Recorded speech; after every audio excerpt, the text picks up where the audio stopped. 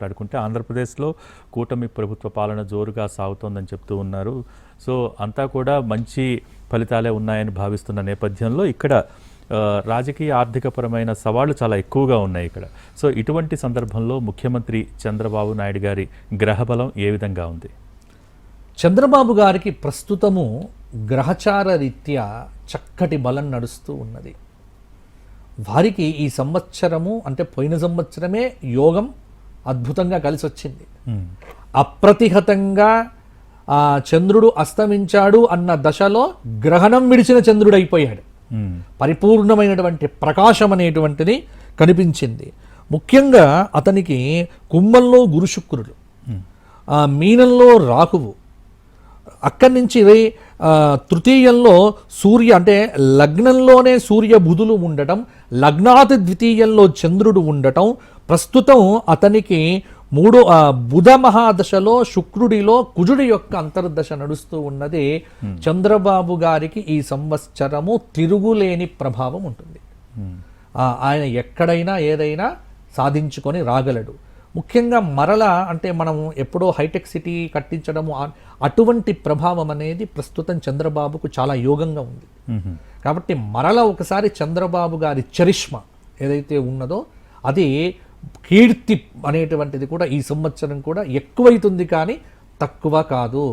భగవద్ అనుగ్రహంతో ధార్మికమైనటువంటి నిర్ణయములు కొంత ఎక్కువగా తీసుకొని చంద్రబాబు గారికి కావలసింది ఇప్పుడు గ్రహబలం ఉంది, కానీ శత్రు బలం కూడా అంతే విధంగా పనిచేస్తోంది. దైవ బలం ఒక్కటి కావాలి. ఆ దైవ బలాన్ని కాపాడుకొని ఆయన తిరుమల తిరుపతి దేవస్థానాన్ని హృదయంలాగా కాపాడుకుంటే వెంకటేశ్వర స్వామి ఆయన అన్ని ఇస్తాడు. కాబట్టి జాగ్రత్తగా ఇప్పుడు ఆయన ఉండగలిగితే ఆయనకు తిరుగులేదు జాతకంలో. ఆయనని ఇప్పుడు ఎవ్వరూ ఏం కదిలించలేరు. ఆయనకు ఏమీ శత్రు దృష్టి కొంత ఉంది కాబట్టి అది జాగ్రత్తగా, ఎందుకంటే ఆయనకు ఉన్నటువంటి ప్రస్తుత పరిస్థితి చూస్తే సాహసోపేతమైన నిర్ణయాలు బాగా తీసుకుంటారు. ఆ సాహసోపేతమైన కేతువు తృతీయంలో ఉన్నాడు కాబట్టి డిసెంబర్ 7 నుంచి ఇంకా బాగుంటుంది. జూన్ నుంచి గురువు కూడా 3వ ఇంటికి మారుతాడు కాబట్టి ఆ తర్వాత ఆయనకు పట్టపగ్గాలు ఉండవు.